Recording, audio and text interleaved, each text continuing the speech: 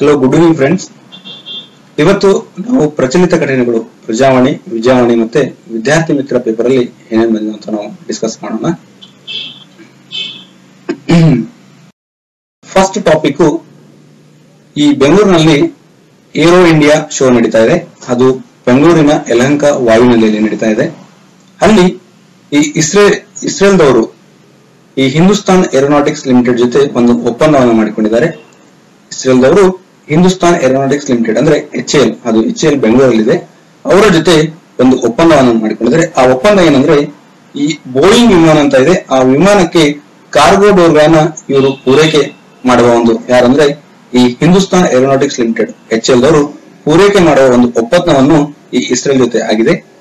ಇದಕ್ಕಿಂತ ಮುಂಚೆ ಈ ವಿಮಾನಗಳಿಗೆ ಅಂದ್ರೆ ಈ ಬೋಯಿಂಗ್ ವಿಮಾನಕ್ಕೆ ಕಾರ್ಗೋ ಡೋರ್ಗಳನ್ನ HAL ದವರು ಪೂರೈಕೆ ಮಾಡಿದ್ರು.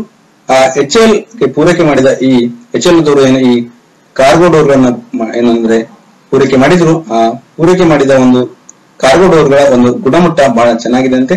ಅದಕ್ಕೋಸ್ಕರ ಈಗ ಮತ್ತೆ ಈ ಇಸ್ರೋದವರು ಅಂದ್ರೆ ಈ ಇಸ್ರೇಲ್ದವರು ಈ HAL ಜೊತೆ ಒಂದು ಒಪ್ಪಂದವನ್ನ ಮಾಡಿಕೊಂಡಿದ್ದಾರೆ. ಅಂತಾರಾಷ್ಟ್ರೀಯ ಮಸಾಲಾ ಬಾಂಡ್ಗೆ ಅವಕಾಶ. ಅಂತಾರಾಷ್ಟ್ರೀಯ ಹಣಕಾಸು ಸಂಸ್ಥೆಗಳಿಗೆ ನಮ್ಮ ಭಾರತದಲ್ಲಿ ಬಂಡವಾಳ ಹೂಡಿಕೆಗೋಸ್ಕರ RBI ಈ ಮಸಾಲಾ ಬಾಂಡ್ ಮೂಲಕ ಅವಕಾಶವನ್ನ ಮಾಡಿಕೊಟ್ಟಿದೆ.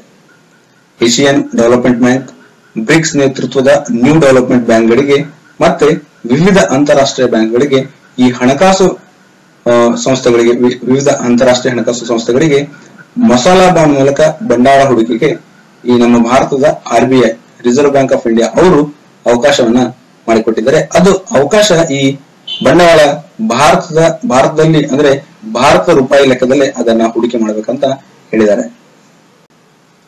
ಈ ಮಸಾಲಾ ಬಾಂಡ್ ಅಂದ್ರೆ ಏನಂತ ನಾವು ಇಲ್ಲಿ ತಿಳ್ಕೊಳ್ಳೋಣ. ನೋಡಿ, ಇಲ್ಲಿ ಈ masala bond rupee denominated bond ಅಂತ. ನಿಮಗೆ ಅದರ್ ಕರೆನ್ಸಿ ಏನಂದ್ರೆ ಅವು ಫಾರಿನ್ ಕರೆನ್ಸಿ ಡಿನಾಮಿನೇಟೆಡ್ ಬಾಂಡ್. ಅಂದ್ರೆ ನಾವು ಈ ಫಾರಿನ್ ಕರೆನ್ಸಿ ಅಂತ ನೋಡೋಣ. ಫಾರಿನ್ ಕರೆನ್ಸಿ ಬಾಂಡ್ ಅಂದ್ರೆ ನೋಡೋಣ. ಫಾರಿನ್ ಕರೆನ್ಸಿ ಬಾಂಡ್ ಅಲ್ಲಿ ಒಂದು ವೇಳೆ ನೀವು ಈಗ 1,000 ರೂಪಾಯಿ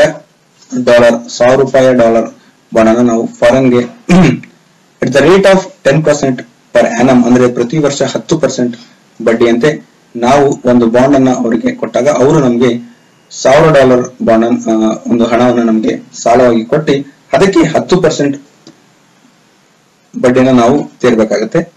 ಯಾವಾಗ ನಾವು ಈ $1,000 ಅನ್ನ ಅವರಿಂದ ಸಾಲವನ್ನು ಪಡೆದಾಗ ಅವಾಗ $1 ನ ಬೆಲೆ 50 ರೂಪಾಯಿ ಇತ್ತು ಅಂತ ತಿಳ್ಕೊಳ್ಳಿ. ಅವಾಗ ನಾವು $1,000ಗೆ 10%ಗೆ ನಾವು $100 ಅವರಿಗೆ ಇಂಟ್ರೆಸ್ಟ್ ಆಗಿ ಕೊಡಬೇಕಾಗುತ್ತೆ ಪ್ರತಿ ವರ್ಷ.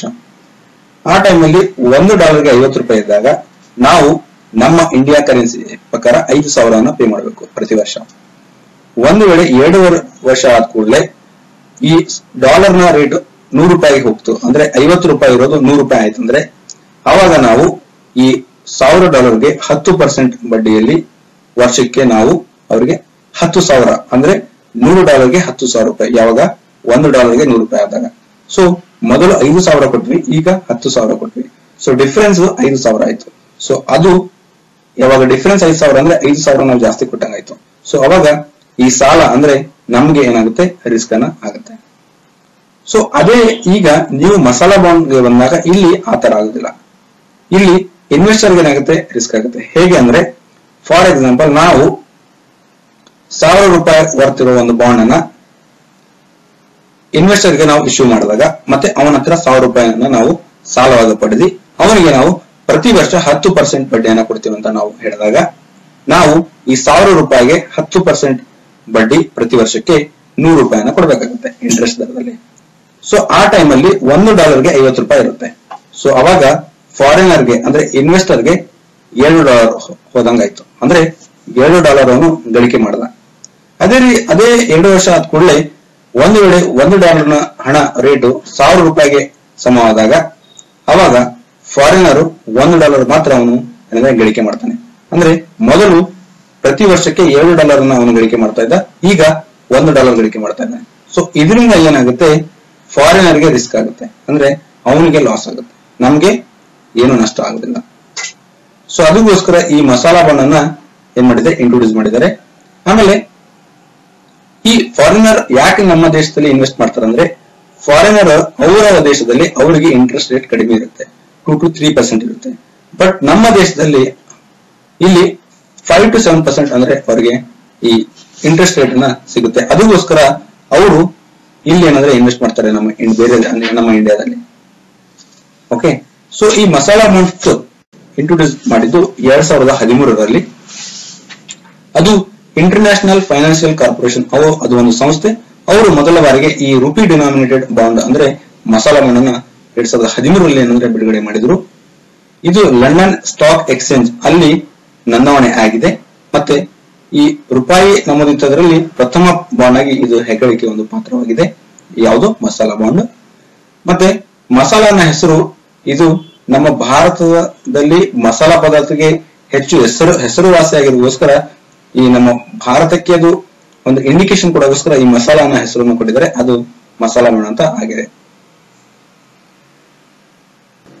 ಮಸಾಲಾ ಬಾಂಡ್ ಮೂಲಕ ಒಂದು ಸಂಸ್ಥೆ ವರ್ಷಕ್ಕೆ $750 ಮಿಲಿಯನ್ ಅಷ್ಟೇ ಸಾಲವನ್ನು ತಗೋಬಹುದು, ಇಲ್ಲ ಅಂದ್ರೆ ಅದಕ್ಕಿಂತ ಜಾಸ್ತಿ ತೊಗೊಳಕ್ಕಾಗಲ್ಲ.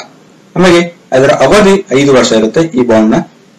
ಆಮೇಲೆ ಈ ಹೂಡಿಕೆದಾರ ಆ ಮಸಾಲಾ ಬಾಂಡ್ ಮೇಲೆ ಏನು ಹೂಡಿದ ಹಣ ಇರುತ್ತೆ ಅದಕ್ಕೆ ಏನು ಒಂದು ಬಡ್ಡಿಯನ್ನು ಗಳಿಸ್ತಿರ್ತಾರೆ ಅವರು. ಆ ಬಡ್ಡಿಗೆ ತೆರಿಗೆಯನ್ನ ಕಟ್ಟಬೇಕಾಗುತ್ತೆ. ತೆರಿಗೆ ಅದು 20% ಇತ್ತು ಮೊದಲು, ಈಗ ಅದನ್ನ 5% ಮಾಡಿದ್ದಾರೆ. ಸೊ ಇವಾಗ ಏನಾಗುತ್ತೆ, ಮೊದಲು 20% ಅವರನ್ನ ಈ ಗಳಿಸಿದ ಬಡ್ಡಿಗೆ ಏನಾದ್ರು 20% ಕೊಡಬೇಕಾಗ್ತಿತ್ತು. ಸೊ ಇವಾಗ 5% ಕೊಟ್ಟಾಗ ಅವ್ರಿಗೆ ಏನಾಗುತ್ತೆ, ಇನ್ನ ಒಂದ್ ಸ್ವಲ್ಪ ಇಂಟ್ರೆಸ್ಟ್ ಅಂದ್ರೆ ನಮ್ಮ ದೇಶದಲ್ಲಿ ಬಂಡವಾಳನ ಹೂಡಿಕೆ ಮಾಡೋದಕ್ಕೋಸ್ಕರ ಇನ್ನಷ್ಟು ಅವರು ಇಂಟ್ರೆಸ್ಟ್ ಅನ್ನ ತೋರಿಸ್ತಾರೆ. ಸೊ ಹಾಗಾಗಿ ಆ ತೆರಿಗೆ ರೇಟ್ ಅನ್ನ ಇನ್ನೂ ಕಡಿಮೆ ಮಾಡಿದ್ದಾರೆ, ಅಂದ್ರೆ 20% ಇಂದ 5%ಗೆ ಮಾಡಿದ್ದಾರೆ. ಆಮೇಲೆ ಈ ಸೌಲಭ್ಯ, ಈ ಒಂದು ಸೌಲಭ್ಯ ಮಸಾಲಾ ಬಾಂಡ್ ಸೌಲಭ್ಯ ಇದೆಲ್ಲ, ಇದು ಜೂನ್ 2017 ಅಷ್ಟೇ ಇತ್ತು. ಈಗ ಕೇಂದ್ರ ಬಜೆಟ್ ನಲ್ಲಿ ಇದು 2020 ಏನಂದ್ರೆ ಮುಂದುವರಿಸಲಾಗಿದೆ ಅಂತ ಘೋಷಿಸಲಾಗಿದೆ. ಆಮೇಲೆ ಚೀನಾದಲ್ಲಿ ಡಿಮ್ಸುಮ್ ಅಂತ ಒಂದು ಬಾಂಡ್ ಅನ್ನು ಯೂಸ್ ಮಾಡ್ತಾರೆ. ಮತ್ತೆ ಜಪಾನ್ನಲ್ಲಿ ಸಮುರಾಯ್ ಮುಸುಕಿನ ಜೋಳ ಯೂಸ್ ಮಾಡ್ತಾರೆ. ಮುಸುಕಿನ ಜೋಳ ನೀವು ನೋಡಿರ್ಬೋದು. ಈ ಮುಸುಕಿನ ಜೋಳ ನಾವು ತಿಂದ್ರೆ, ಬೇಯಿಸಿ ಮತ್ತೆ ಅದನ್ನ ಕುದಿಸಿ ತಿಂದ್ರೆ ನಮ್ಮ ದೇಹಕ್ಕೆ ಬಹಳ ಒಳ್ಳೆಯದಂತೆ. ಅದು ಒಂದು ರೋಗ ನಿರೋಧಕ ಔಷಧಿಯಾಗಿ ಕಾರ್ಯನಿರ್ವಹಿಸುತ್ತಂತೆ. ಇದರಿಂದ ಕಫ, ಪಿತ್ತ ಇವನ್ನ ನಾಶ ಮಾಡಿಸಬಹುದಂತೆ. ಆಮೇಲೆ ಇದರಿಂದ ಮಕ್ಕಳಿಗೆ ಮತ್ತೆ ಹಾಲುಣಿಸುವ ತಾಯಂದ್ರಿಗೆ ಬಹಳ ಒಂದು ಉತ್ತಮ ಆಹಾರ ಅಂತೆ. ಆಮೇಲೆ ನಮ್ಮ ಒಸಡು ಮತ್ತು ಹಲ್ಲುಗಳಲ್ಲಿ ಏನಾದ್ರೂ ಪ್ರಾಬ್ಲಮ್ ಇದ್ರೆ ಅದಕ್ಕೂ ಈ ಒಂದು ಮುಸುಕಿನ ಜೋಳ ಅಂದ್ರೆ ಬಹಳ ಒಂದು ರಕ್ಷಣೆಯನ್ನ ಕೊಡುತ್ತಂತೆ. ಇದು ನಮ್ಮ ಹೊಟ್ಟೆಲಿರುವ ಹುಣ್ಣುಗಳು ಅನ್ನ ನಿವಾರಿಸಲಿಕ್ಕೆ ಈ ಮುಸುಕಿನ ಜೋಳ ಬಹಳ ಹೆಲ್ಪ್ ಆಗುತ್ತೆ. ಆಮೇಲೆ ರೋಗ ನಿರೋಧಕ ಶಕ್ತಿಯಾಗಿ ಇದು ನಮ್ಮ ದೇಹದಲ್ಲಿ ಬೆಳವಣಿಗೆ ಆಗುತ್ತೆ. ಮತ್ತೆ ನಮಗೆ ದೇಹಕ್ಕೆ ಅಗತ್ಯ ಇರುವ ಒಂದು ಪೌಷ್ಟಿಕಾಂಶಗಳನ್ನು ಪೂರೈಸುವುದರಲ್ಲಿ ಬಹಳ ಒಂದು ಸಹಕಾರಿಯಾಗಿದೆ. ಇದರಲ್ಲಿ ಈ ಮುಸುಕಿನ ಜೋಳದಲ್ಲಿ ನಾರಿನಾಂಶ ಇರುತ್ತೆ. ನಾರಿನಾಂಶ ಅಂದ್ರೆ ಫೈಬರ್ ಕಂಟೆಂಟ್ ಇರುತ್ತೆ ಬಹಳ ಅಧಿಕವಾಗಿ. ಇದರಿಂದ ನಮಗೆ ವಿಟಮಿನ್ ಬಿ ಅನ್ನ ಸಿಗುತ್ತೆ. ಮತ್ತೆ ನಮ್ಮ ದೇಹದಲ್ಲಿ ಕೆಂಪು ರಕ್ತ ಕಣಗಳನ್ನ ಉತ್ಪತ್ತಿಯಾಗಲು ಸಹಾಯವನ್ನ ಮಾಡುತ್ತೆ. ಆಮೇಲೆ ಪೌಷ್ಟಿಕಾಂಶಗಳ ಒಂದು ಕೊರತೆಯನ್ನ ಉಂಟಾದಾಗ ಅದನ್ನ ತಡೆಗಟ್ಟೋಸ್ಕರ ಈ ಮುಸುಕಿನ ಜೋಳ ಬಹಳ ಸಹಕಾರಿಯಾಗಿದಂತೆ. ವಲಸೆ ನೀತಿಗೆ ಹೊಸ ಆದೇಶ. ಅಮೆರಿಕದ ಅಧ್ಯಕ್ಷ ಡೊನಾಲ್ಡ್ ಟ್ರಂಪ್ ಅವರು ಇತ್ತೀಚೆಗೆ ಈ ಮುಸ್ಲಿಂ ಸಮುದಾಯದ ದೇಶಗಳಾದ Iraq, Syria, Yemen, Sudan, Somalia, Libya ಮತ್ತು ಇರಾನ್ ಈ 7 ದೇಶಗಳಿಗೆ ಅಮೆರಿಕ ಪ್ರವೇಶ ಮಾಡೋದಕ್ಕೋಸ್ಕರ ಒಂದು ನಿರ್ಬಂಧನೆಯನ್ನು ಹಾಕಿದ್ರು. ಆ ನಿರ್ಬಂಧನೆ ಒಂದು ಆದೇಶವನ್ನು ಹೊರಡಿಸಿದ್ರು ಅವರು. ಮತ್ತೆ ಸಿರಿಯಾಕ್ಕೆ ಶಾಶ್ವತವಾಗಿ ವಲಸೆ ಬರಬಾರದಂತ ಒಂದು ನಿರ್ಬಂಧವನ್ನು ಹಾಕಿದ್ರು. ಆ ಆದೇಶಕ್ಕೆ ತಡೆಯಾಗಿ ಈ ಸಿಯಾಟಲ್ ಫೆಡರಲ್ ನ್ಯಾಯಾಧೀಶ ಅವರು ಏನಂದ್ರೆ ತಾತ್ಕಾಲಿಕ ತಡೆ ಆದೇಶವನ್ನು ಅವರು ಹೊರಡಿಸಿದ್ದಾರೆ. ಇದಕ್ಕೆ ಈಗ ವಿರುದ್ಧವಾಗಿ ಒಂದು ಮೇಲ್ಮನವಿಯನ್ನ ಈ ಅಮೆರಿಕದ ಅಧ್ಯಕ್ಷ ಡೊನಾಲ್ಡ್ ಟ್ರಂಪ್ ಅವರು ಮನವಿಯನ್ನ ಮಾಡಿದ್ದಾರೆ. ಸೊ ಇವಾಗ ಈ ಮುಂದಿನ ದಿನಗಳಲ್ಲಿ ಈ ಫೆಬ್ರವರಿ ಅಂತ್ಯದಲ್ಲಿ ಒಂದು ಎಕ್ಸಿಕ್ಯೂಟಿವ್ ಆರ್ಡರ್ ಅನ್ನ ಈ ಅಮೆರಿಕದ ಅಧ್ಯಕ್ಷ ಡೊನಾಲ್ಡ್ ಟ್ರಂಪ್ ಅವರು ಹೊರಡಿಸಲಿದ್ದಾರಂತೆ. ಇಲ್ಲಿ ನೀವು ನೆನ್ಪಿಟ್ಕೊಳ್ಳೋದು 7 ದೇಶಗಳು, ಈ ಮುಸ್ಲಿಂ ದೇಶಗಳು ಯಾವ್ಯಾವು, ಆ ದೇಶಗಳಿಗೆ ಅಮೆರಿಕದ ಅಧ್ಯಕ್ಷ ಡೊನಾಲ್ಡ್ ಟ್ರಂಪ್ ಅವರು ವಲಸೆ ಬರೋಗೋಸ್ಕರ ಈ ಅಮೆರಿಕಕ್ಕೆ ಪ್ರವೇಶ ಮಾಡೋಗೋಸ್ಕರ ನಿರ್ಬಂಧನೆ ಮಾಡಿದ್ರು. ಆ ದೇಶಗಳು ಯಾವ ಅಂತ ನೆನ್ಪಿಟ್ಕೊಡ್ರಿ. ಆ ದೇಶಗಳು 7 ದೇಶಗಳು: Iraq, Syria, Yemen, Sudan, Somalia, Libya ಮತ್ತೆ ಇರಾನ್. ಅಮೆರಿಕದ ಜನಪ್ರಿಯ ಅಧ್ಯಕ್ಷರಲ್ಲಿ ಒಬಾಮಾಗೆ 12ನೇ ಸ್ಥಾನ. ಈ ಸಿಸ್ವಾನ್ ಅಂತ ಒಂದು ಸರ್ಕಾರಿ ಅಂದ್ರೆ ಗೌರ್ಮೆಂಟ್ ಸಂಸ್ಥೆ ಇದೆ. ಅವರು ಈ ಜನಪ್ರಿಯ ಅಧ್ಯಕ್ಷ ಪಟ್ಟಿಯನ್ನ ಬಿಡುಗಡೆ ಮಾಡೋಗೋಸ್ಕರ ಒಂದು ಸಮೀಕ್ಷೆಯನ್ನು ನಡೆಸ್ತಾರೆ. ಈ ವರ್ಷ ಈ ಪಟ್ಟಿಯಲ್ಲಿ 12ನೇ ಶ್ರೇಷ್ಠ ಆಡಳಿತಗಾರ ಅಂತ ಅಧ್ಯಕ್ಷ ಬರಾಕ್ ಒಬಾಮ ಅವರಿಗೆ ಬಂದಿದೆ. ಮತ್ತೆ ಮೊದಲನೇ ಸ್ಥಾನ ಅಬ್ರಹಾಂ ಲಿಂಕನ್ಗೆ ಬಂದಿದೆ. ಜಾರ್ಜ್ ಡಬ್ಲ್ಯೂ ಬುಷ್ ಅವರಿಗೆ 36ನೇ ಸ್ಥಾನವನ್ನ ಬಂದಿದೆ. ವಿದರ್ಭ ಸಿಂಹ ಅಂತ ಒಂದು ಹೆಸರು ಖ್ಯಾತಿಯಾಗಿ ಪಡೆದ ಮಾಜಿ ಸಂಸದ ಜಾಂಬುವಂತರಾವ್ ದೋತೆ ಅವರ ನಿಧನವಾಗಿದೆ. ಇವರಿಗೆ ವಿದರ್ಭ ಸಿಂಹ ಅಂತ ಒಂದು ಹೆಸರು ವಾಸಿಯಾಗಿದ್ರು. ಇವರು ವಿದರ್ಭ ಒಂದು ಪ್ಲೇಸ್ ಇದೆ ಮಹಾರಾಷ್ಟ್ರದಲ್ಲಿ, ಅದಕ್ಕೆ ಒಂದು ವಿಶೇಷ ಸ್ಥಾನವನ್ನ ಕೊಡೋಗೋಸ್ಕರ ಒಂದು ಹೋರಾಡಿದ್ರು. ಇವರು ಆ ವಿದರ್ಭ ಮತ್ತೆ ಅದರ ಸುತ್ತಲಿರುವ ಪ್ರದೇಶಗಳನ್ನ ಸೇರಿ ಒಂದು ಸಪರೇಟ್ ಸ್ಟೇಟ್ ಕೊಡಬೇಕಂತ ಒಂದು ಅದಕ್ಕೆ ಹೋರಾಟವನ್ನು ಮಾಡಿದ್ರು. ಇವರು ಈಗ ಈ ಜಾಂಬುವಂತರಾವ್ ದೋತೆ ಇವರು ಈಗ ನಿಧನರಾಗಿದ್ದಾರೆ. ಇವರು ಜನತಾ ಕಾಂಗ್ರೆಸ್ ಪಕ್ಷವನ್ನು ಸ್ಥಾಪಿಸಿದರು ಮತ್ತೆ ನಾಗ್ಪುರದಿಂದ ಸ್ಪರ್ಧಿಸಿ ಸಂಸದರು ಆಗಿದ್ರು. ಇವರು ಇಲ್ಲಿ ನೆನಪಿಟ್ಕೊಳ್ಳೋದು, ನೀವು ಜಾಂಬುವಂತರಾವ್ ಅವರಿಗೆ ಒಂದು ಖ್ಯಾತಿ ಹೆಸರಿತ್ತು. ಆ ಹೆಸರು ಯಾವ್ದಂದ್ರೆ ವಿದರ್ಭ ಸಿಂಹ ಅಂತ ನೆನಪಿಟ್ಕೊಡ್ರಿ. ಇವರು ಈ ವಿದರ್ಭ ವಿಶೇಷ ಸ್ಥಾನಮಾನಕ್ಕೆ ಹೋರಾಟಿದ್ರು ಅಂತ ಅದನ್ನು ನೆನಪಿಟ್ಕೊಡ್ರಿ. ಆಮೇಲೆ ಇವರು ಒಬ್ರು ಸಂಸದರಾಗಿದ್ರು ಅಂತ ನೆನಪಿಟ್ಕೊಡ್ರಿ. ಹಿಂದೂ ಸಮುದಾಯಕ್ಕೆ ಪ್ರತ್ಯೇಕ ಕಾನೂನು ಹೊಂದಲು ಅವಕಾಶ.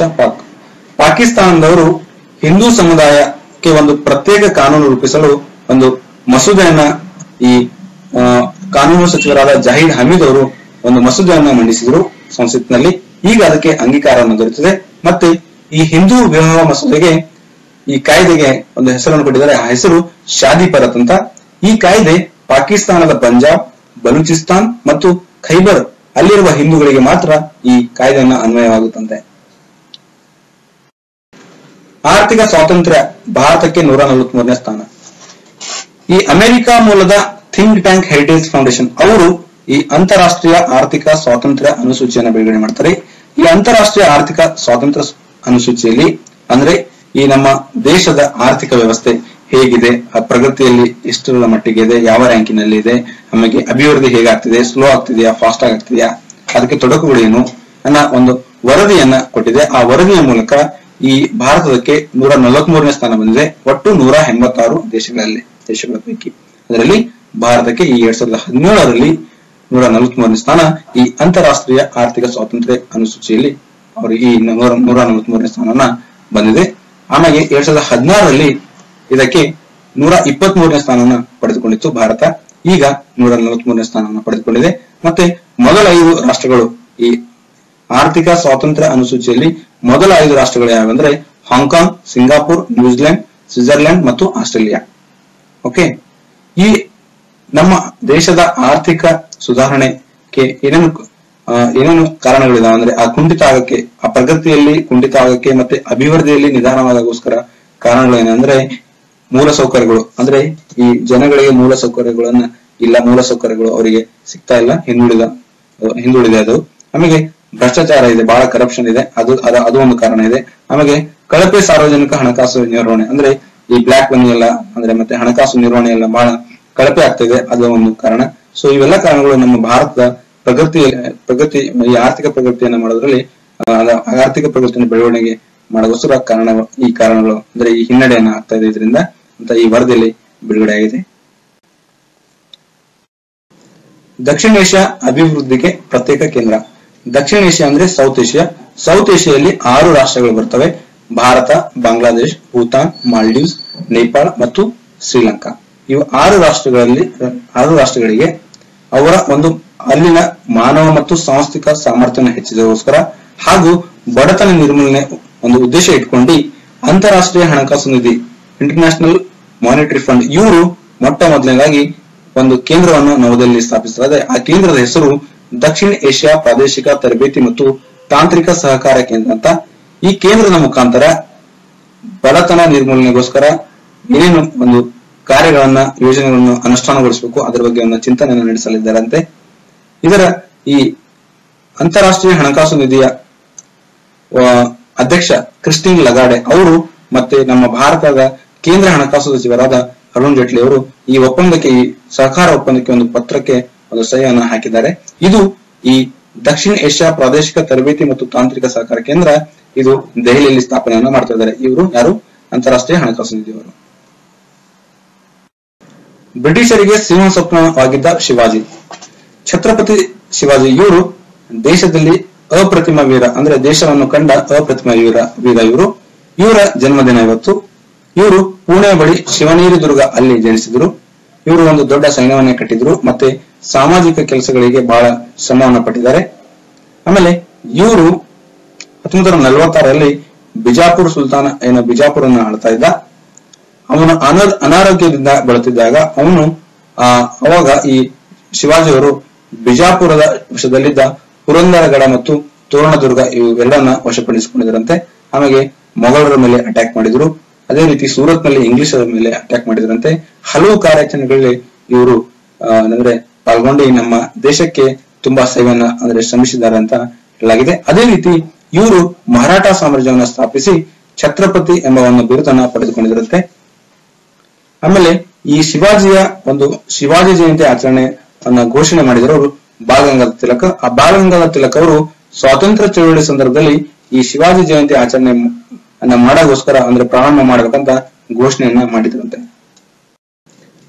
ಪಿ.ವಿ. ಸಿಂಧು ವಿಶ್ವ ನಂಬರ್ 5. ನಮ್ಮ ಭಾರತ ದೇಶದ ಬ್ಯಾಡ್ಮಿಂಟನ್ ತಾರೆ ಪಿ.ವಿ. ಸಿಂಧು ಅವರು ರಿಯೋ ಒಲಿಂಪಿಕ್ಸ್ ಬ್ರೆಜಿಲ್ ನಲ್ಲಿ ನಡೀತು. ಅದು 2016 ಆಗಸ್ಟ್ ನಲ್ಲಿ ನಡೀತು. ಅಲ್ಲಿ ಅವರು ಬೆಳ್ಳಿ ಪದಕವನ್ನು ಪಡೆದುಕೊಂಡರು ಈ ಬ್ಯಾಡ್ಮಿಂಟನ್ ರ್ಯಾಂಕಿಂಗ್ ನಲ್ಲಿ. ಈಗ ಇವರು ವಿಶ್ವದಲ್ಲಿ 5ನೇ ಸ್ಥಾನವನ್ನ ಈ ಬ್ಯಾಡ್ಮಿಂಟನ್ ರ್ಯಾಂಕಿಂಗ್ ನಲ್ಲಿ ಪಡೆದಿದ್ದಾರೆ. ಮತ್ತೆ ಭಾರತದ 2ನೇ ಮಹಿಳಾ ಶಟ್ಲರ್ ಅನ್ಸ್ಕೊಂಡಿದ್ದಾರಂತೆ.